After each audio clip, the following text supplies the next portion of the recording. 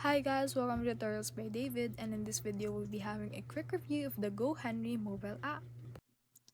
In 2026, GoHenry, now part of the Acorns family, remains the most polished financial training wheels app for children's age 16 to 18.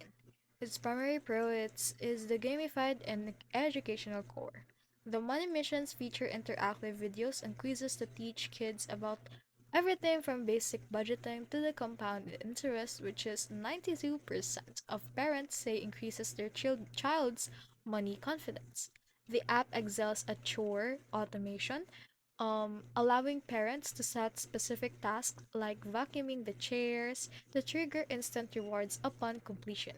However, the most consistent con is that the cost structure, with monthly fees ranging from €3.99 to €9.99, or like $4 to $10 approximately.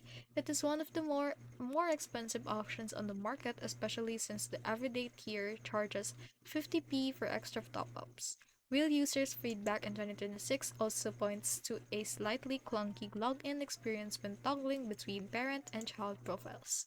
So GoHenry is arguably the best tool for teaching younger children the value of money through play and chores, but older teens might find the fees and parental override features a bit too restrictive compared to a free standard bank account.